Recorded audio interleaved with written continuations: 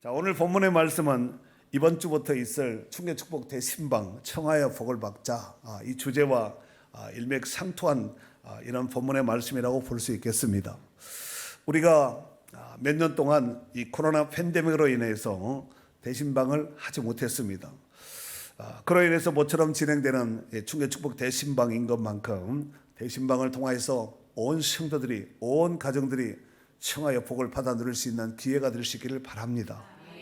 자, 오늘 본문이 담겨 있는 이제 7장의 내용이 이렇게 기록을 하고 있지요. 다윗이 나단 선지자를 통하여서 하나님의 성전을 건축할 이런 뜻을, 이런 마음을 갖고 나단 선지자에게 청하였습니다. 이에 나단 선지자는 하나님께 나가서 다윗이 이런 마음을 가지고 하나님의 성전을 짓겠다는데 하나님 당연히 허락이시겠죠 했는데 아니라고 하나님이 허락지 않았습니다. 하나님께서 나단 선지자를 통해서 오히려 이제 다윗에게 영원한 천대 언약의 말씀을 주셨습니다. 이를테면 하나님이 성전 짓겠다고 하는 다윗을 갸륵하게 보신 후에 하나님께서 오히려 다윗에게 영원히 변치 않는 천대 언약의 말씀을 주신 말씀이 4절서부터, 오늘 본문은 이제 27절서부터 마지막 29절까지 있지만 그 앞에 이제 4절서부터 이제 16절까지에 보면은 하나님께서 다윗에게 나단을 통하여서 허락하신 천대 언약의 말씀을 주셨습니다. 자, 그 내용을 다 읽을 수는 없고 이제 중요한 4절과 16절 가운데서 중요한 두 절만 한번 읽도록 하겠습니다. 먼저 9절, 16절 두 절 한번 읽어줘 보세요. 내가 가는 모든 곳에서 내가 너와 함께 있어 내 모든 원수를 내 앞에서 멸하였은즉 땅에서 위대한 자들의 이름같이 내 이름을 위대하게 만들어 주리라. 또 16절 내 집과 내 나라가 내 앞에서 영원히 보존되고 내 왕위가 영원히 견고하리라 하셨다 하라. 아멘. 자, 다윗이 하나님의 성전을 짓겠다는 이런 선한 마음을 가지고 있을 때 하나님께서 다윗을 통하여서 이제 주신 말씀이 뭐냐면은 내가 너의 집을, 너의 왕가를, 너의 왕위를, 너의 가문을 내가 영원히 지켜주겠다. 이 약속의 말씀을 주셨다는 말씀입니다. 자, 그리고 그 말씀을 받은 나단 선지자로부터 하나님의 말씀을 전해받은 다윗이 시험 들지 않고 삐지지 않고, 아니 내가 성전 짓겠다는데 하나님이 어떻게 이럴 수가 있습니까? 이렇게 시험 들지 않고 오히려 하나님 앞에 감사하면서 그 고백을 한 것이, 감사 기도문 한 것이 바로 이제 18절서부터 오늘 본문이 담겨져 있는 29절까지의 내용이라고 볼 수 있겠습니다. 자, 그 내용을 조금 간추려서 오늘 본문을 중심으로 좀 살펴보도록 하겠습니다. 자, 첫 번째로요, 다윗 왕이 감사 기도하게 된 동기는 너는 내 집을 짓겠다고 하였지만 오히려 내가 너의 집을 지어주겠다고 말씀하셨기 때문입니다. 27절 한번 읽어줘 보세요. 만군의 여호와 이스라엘의 하나님이여 주의 종의 길을 여시고 이르시기를 내가 너를 위하여 집을 세우리라 하셨으므로 주의 종이 이 기도로 주께 간구할 마음이 생겼나이다. 아멘. 만군의 여호와 이스라엘의 하나님이여 주의 종의 길을 여시고 이르시기를 내가 너를 위하여 집을 세우리라. 다윗은 하나님의 성전, 하나님의 집을 짓겠다고 했는데 하나님은 내가 너 집 지어줄게 이렇게 말씀하셨다는 거예요. 자, 그런데 그 앞에 보면은 27절 금방 읽은 이 말씀 가운데 보면은 하나님께서 다윗의 길을 열어주셨다고 말씀하고 있습니다. 그 부분만 제가 한번 다시 읽어볼까요? 만군의 여호와 이스라엘의 하나님이요 주의 종의 길을 여시고 이르시기를. 하나님 길을 열어주셨다는 거예요. 직역을 하면은 하나님께서 다윗의 길을 활짝 열어주셨다는 거죠. 여러분, 귀는 닫히고 열고 이런 문제가, 귀는 늘 열려 있습니다. 그 사람이 죽을 때 마지막 남아있는 것이 귀라는 거예요.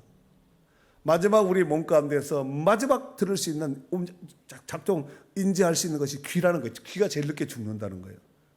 그래서 하나님이 다윗의 길을 열어서 하나님 말씀을 들을 수 있도록, 단순히 들을 수 있는 귀, 이 들을 수 있는 귀만 주신 것이 아니라 말귀를 알아들을 수 있는, 하나님께서 그 길을 열어주셨다는 말씀입니다. 그렇습니다. 하나님께서 다윗의 길을 열어서 하나님의 뜻하신 의도를 정확하게 깨달아 알 수 있도록 해주셨다는 말씀입니다. 사실 우리가 하나님의 뜻을 깨닫는 것은 하나님께서 그 길을 열어주지 않으면 알 수도 없고 깨달을 수가 없습니다. 귀가 있다고 해서 다 듣는 것은 아닙니다. 요한계시록에 보면 그렇게 말씀하고 있지 않습니까? 귀 있는 자는 성령의 교회들에게 하시는 말씀을 들을지니라. 귀 없는 사람이 어디 있겠습니까? 들을 귀, 하나님이 귀를 열어줘야지만 들을 수 있다는 말씀입니다. 욥기 32장 9절에 보면은 어른이라고 지혜롭거나 노인이라고 정의를 깨닫는 것이 아니니라. 어른이라고 지혜롭고 노인이라고 정의를 다 깨닫는 것은 아니라는 것이죠. 신명기 29장 4절에 보면은 그러나 깨닫는 마음과 보는 눈과 듣는 귀는 오늘 여호와께서 너에게 주지 아니하셨느니라. 하나님께서 주지 않았느냐. 깨닫는 마음, 듣는 눈, 들을 수 있는 귀, 이 모든 것을 하나님이 주셔야지만 볼 수도 있고 들을 수도 있고 가슴에 새길 수도 있다는 말씀이 아니겠습니까? 그런 맥락으로 볼 때 우리가 하나님의 비밀인 복음을 깨닫고 구원의 반열에 참여할 수 있게 된 것은 정말로 주의 크신 은혜고 축복이라고 생각합니다. 사랑하는 성도 여러분, 우리가 하나님 앞에서 어떤 일을 하더라도 하나님께서 그 사람이 그렇게 하고자 어떤 일을 진행하고자 하는 동기를 하나님께서 굉장히 크게 귀하게 보십니다. 이를테면 악한 동기를 품고 기도나 헌신을 하게 되면 하나님이 그 기뻐하시겠습니까? 그리고 그렇게 드려진 기도와 헌신을 하나님께서 받고 속겠습니까? 하지만 선한 동기를 품고 기도하게 된다면 기도하기 전에 이미 준비하시고 이미 응답하시는 여호와 일에 살아계신 하나님이신 줄로 믿습니다. 마태복음 6장 8절에 보면 예수님께서 이렇게 말씀하셨죠. 구하기 전에 너에게 있어야 할 것을 너희 하나님 너희 아버지께서 아신다는 거예요. 또 마태복음 6장 32절에는 너희 하늘아버지께서 이 모든 것이 너희에게 있어야 할 줄을 아시느니라 그랬습니다. 구하기 전에 하나님께서 우리가 있어야 될 것을 아신다는 것이지요. 그러므로 우리가 어떤 자세로 그렇다면 어떤 마음으로 모든 동기와 일을 진행해야 될까요? 이렇게 하면 좋을 듯 싶습니다. 골로새서 3장 23절에 보면은 무슨 일을 하든지 어떻게?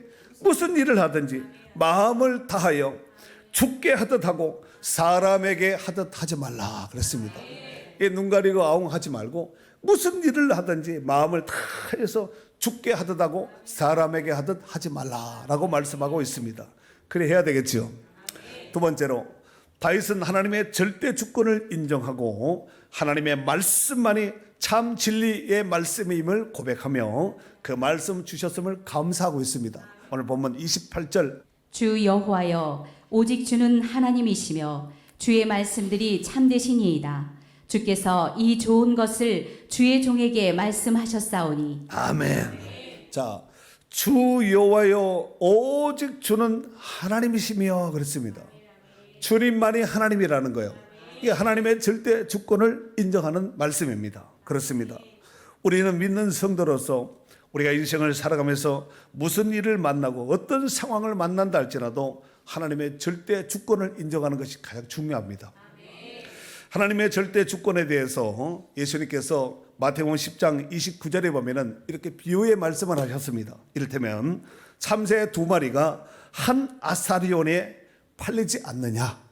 그러나 너희 아버지께서 허락하지 아니하시면 그 하나도 땅에 떨어지지 아니하리라 그랬습니다. 하나님의 절대 주권, 하나님이 팔리게 하면 팔리는 거고 하나님이 사게 하면 사는 것이죠.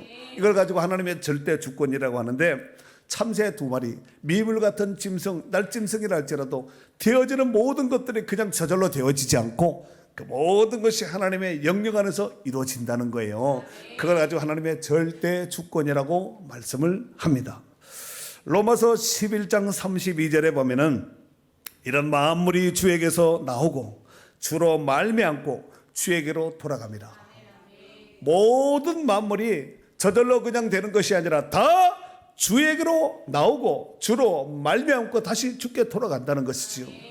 어떤 사람은 그러지요. 저절로 봄이 되고 저절로 여름이 되고 자기가 보기엔 저절로 되는 것 같지만 그 저절로 되는 사람이 보기에 저절로 진행되는 모든 이 사계절이 하나님께서 주관하신다는 거예요. 우리가 현관문 같은 데 들어가면은 자동문 있죠, 자동문. 저절로 열리는 거예요. 저절로 열리네. 그러면은 저절로 열리게 한 누군가가 저절로 열리게 한 어떤 센서를 작동시켜 놨으니까 저절로 열리는 것이지. 센서 고장난 그 앞에 가서 아무리 서 있어 보세요. 저절로 열리니까. 해질 때까지 서 있어도 아무 별일이 없습니다. 세상에 저절로 되는 것은 없고 하나님의 주관하시는 그 영역 안에 섹터 안에서 모든 것이 이루어지고 만들어져 나가는 줄 믿습니다. 작년이지요. 그러니까 2023년 작년 현재 95살을 맞은 원로 배우가 있습니다. 영화 배우가한테서 원로 배우 신영균 씨라고 들어보셨어요? 신영균 씨를 아시는 분은 나이가 좀 드신 분들입니다. 이 신영균 씨는 독실한 기독교 집안에서 태어나서 배우로서 은퇴하기까지 300여 편의 영화를 찍으며 노블레스 오블레주의 삶을 실천하며 살았던 사람이라 볼 수 있습니다. 최고의 인기를 누렸던 60년대, 70년대에는 많게는 1년에 30편의 영화를 찍었다는 거예요. 1년에 30편 영화 보기도 쉽지 않잖아요. 30편의 영화를 찍었다는 것입니다. 그렇게 힘들게 모아진 재산이 약 한 500억 원을 한국 영화 발전을 위해 써달라고 기부했다는 거예요. 작년에 500억을. 그리고 모교인 서울대학교에도 시가 100억 원 상당의 대지를 학교 발전 기금으로 그냥 무상으로 기부했다는 거예요. 이 신영균 씨는 인기를 한참 누리고 있는 연예인들이 배우들이 쉽게 빠질 수 있는 세상길 화려한 길을 택하지 않고 술이나 담배나 도박이나 여자를 멀리했다는 거예요. 그러면서 그가 이런 고백을 했습니다.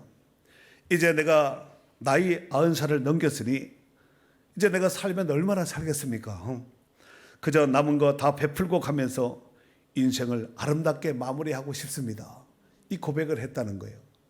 그런데 이 신현근 씨가 좋아하는 아주 애송하는 성경 말씀이 있는데 그것이 어디냐면은 고린도전서 15장 10절이에요. 제가 한번 읽어줘 볼까요? 그러나 내가 나된 것은 오직 하나님의 은혜로 된 것이니 내게 주신 그의 은혜가 헛되지 아니하며 내가 모든 사도보다 더 많이 수고하였으나 내가 한 것이 아니요 오직 나와 함께 하신 하나님의 은혜로다. 다윗의 인생 고백 가운데서 우리 지금 신영균 씨가 내가 나이 90살이 넘겼으니 살면 얼마나 살겠냐. 내가 지금껏 받았던 모든 것들 다 베풀고 나누고 아름답게 인생을 마무리하고 가겠다. 이 고백을 했어요. 이게 뭘까요? 청지기 고백입니다. 청지기 고백. 다윗의 인생 청지기 고백론 가운데서 역대상 29장 15절 말씀에 보면은 우리는 우리 조상들과 같이 주님 앞에서 이방 나그네와 거류민들이라 세상에 있는 날이 그림자 같아서 희망이 없나이다. 여러분 다 나그네 인생 여정을 지금 살아가고 있는 거예요. 그렇습니다. 저 여러분은 언젠가 이 땅을 떠나갈 때가 있는 반드시 떠나가야 하는 청지기입니다. 청지기. 천년만년 살 것 같지만 그렇지 않습니다. 부디 청지기 가운데서도 불의한 청지기가 되지 말고 선한 청지기가 되어서 우리의 영혼의 주인 되신 하나님 앞에서 하나님의 뜻을 온전히 이뤄드리는 축복된 성도들이 될 수 있기를 바랍니다. 마태복음 12장 50절에 보면은 누구든지 하늘에 계신 내 아버지의 뜻대로 하는 자가 내 형제요 자매요 어머니니라 그랬습니다. 누구의 뜻대로? 하나님의 뜻대로 행하는 자가 내 어머니고 형제 자매라는 것입니다. 그래서 우리는 이 땅에 살아가는 모든 나그네입니다. 언제 짐을 털고 인생 짐을 보따리를 놓고 언제 떠나갈지 알 수가 없습니다. 그러나 분명한 것은 떠나가야 될 기약이 분명히 있다는 것이죠. 언제인지는 알 수 없지만 떠나가는 것은 사실입니다. 우리 앞에 살고 떠나갔던 모든 분들도 우리 시대같이 이런 시대가 있었을 거예요. 한 세대가 가면 또 한 세대가 오고 또 한 세대가 가면 또 한 세대가 오고 그래서 역사에 계속 이렇게 흘러가는 세월 가운데서 지금 21세기를 살아가는 우리 가운데 지금 이 시대를 지금 살아가고 있는 것이 아니겠습니까? 그래서 우리는 나그네요, 거류민들이요, 청직입니다. 나이 많아서 병들어서만 갈 수 있는 것이 아니라 멀쩡하게 있는 삶 속에서도 얼마든지 욥의 자녀들처럼 갈 수도 있습니다. 우리가 살아있는 것이 내가 내 목숨 간수해서 사는 것 같지만 그렇지 않습니다. 하나님 지켜줘야지 살 수 있는 것이고 하나님이 함께이지만 살 수 있는 거예요. 인생이 아무것도 아니고 한겨울에 추운 날 나가서 하면 입김보다 가벼운 것이 인생이라고 하나님 말씀에는 그렇게 말씀하고 있지 않습니까? 그래서 우리는 이 세상에서 나그네, 거류민, 우고하는 자라고 볼 수 있습니다. 부디 불의한 청직이, 악한 청직이 다 내 것이라고, 그것도 내 것, 저것도 내 것, 다 내 것이라고, 이것이 아니라 주인이 있다는 거 명심하셔야 됩니다. 주인이 쓰자면은 내놓을 수 있는, 주인이 하자면은 할 수 있는 이런 신실한 선한 청지기가 되어야 될 줄 믿습니다. 자, 마지막 세 번째로 다윗은 말씀하신 언약의 말씀이 그대로 이루어지기를 하나님 앞에 구했습니다. 자, 마지막 절 29절 읽어줘 보세요. 이제 청하건대 종의 집에 복을 주사 주 앞에 영원히 있게 하옵소서. 주 여호와께서 말씀하셨사오니 주의 종의 집이 영원히 복을 받게 하옵소서 하니라. 아멘. 자, 이제 청하건대. 이 청하다라는 말은 히브리 말로 야알이라는 단어를 씁니다. 야알. 그런데 뜻은 좋아하다, 기뻐하다, 만족해하다, 결정하다 이런 뜻을 가지고 있습니다. 근데 이것이 문법이 히필 명령형으로 되어 있는데 이게 뭐냐면은 주면 좋고 하나님이 주시면 좋고 안 줘도 관계없는 이것이 아니라 반드시 받아야 하겠다는 강한 의지로 하나님 앞에 구한 것입니다. 그것이 바로 청하다는 얘기예요. 뭐 주시면 좋고 안 줘도 섭섭하지 않는 이 정도가 아니라 반드시 받아야 되겠다는 자의지가 강한, 그래서 하나님 앞에 청한 것입니다. 그리고 뒤에 보면은 종의 집에 뭘 주사? 복을 주사. 종의 집에 무엇을 주사? 복을 달라는 거예요. 이 복을 주사, 이것이 바라크라는 단어를 쓰는데 무릎을 꿇다, 축복하다, 찬양하다. 우리 찬양하는 것도 하나님 앞에 바라크하는 거거든요. 찬양하는 것이거든요. 예. 근데 이것이 문법이 피엘 명령, 이것도 명령으로 되는데 강한 자기 의지를 표현한 거예요. 그러니까 다윗은 그 하나님 앞에 청하여 복을 받기를 무릎을 꿇고 하나님 앞에 간절히 청하여서 지금 그 복을 받기를 원하는 이런 마음으로 하나님 앞에 청하는 거예요. 자, 그렇다면 다윗이 하나님께 간구한 것을 간절히 청하여 무릎을 꿇고 하나님 앞에 간구한 것이 어떻게 응답되었는지를 우리 한번 29절 말씀 여러분 눈으로 보시고 제가 한번 두 가지로 체킹해 확인해 드리도록 하겠습니다. 이제 청하건대 주의 종의 복을 주사. 자, 복을 주사. 그 뒤에 주의 앞에 영원히 있게 하옵소서. 하나님 면전에 코람되어 자세로 살게 하옵소서. 그 다음에 두 번째로 주 여호와께서 말씀하셨사오니 주의 종의 집이 영원히 복을 받게 하옵소서. 이거 두 가지 구한 것이거든요. 그러니까 주의 앞에 영원히 있게 하옵소서. 하나님 앞에 있게 하옵소서. 그리고 주의 종이 영원히 복을 받게 하옵소서. 이 두 가지를 하나님 앞에 청하여 무릎을 꿇고 하나님 앞에 간절히 구하였다는 거예요. 이러보건대 다윗은 세상에서 누리는 부귀 명화보다 하나님과 동행하는 삶을 세상 가운데서 가장 가치 있는 절대 가치를 부여잡고 사는 삶을 살았다는 것을 알 수가 있습니다. 자, 그런 맥락에서 절대 가치를 하나님의 성전 하나님 앞에 살았던 그 절대 가치를 부여잡았던 그 근거가 시편 84편 2절에 보면은 내 영혼이 여호와의 궁정을 사모하여 쇠약하며 몸이 쇠할 정도로 하나님의 궁전 하나님 나라를 소망했다는 거예요. 시편 84편 10절 주의 궁전에서 한날이 다른 곳에서 첫날보다 낫다는 거예요. 하나님의 성전에서 하나님의 궁전에서 하나님의 집에서 사는 것을 세상의 첫날보다 만날보다가 낫게 여겼다는 것입니다.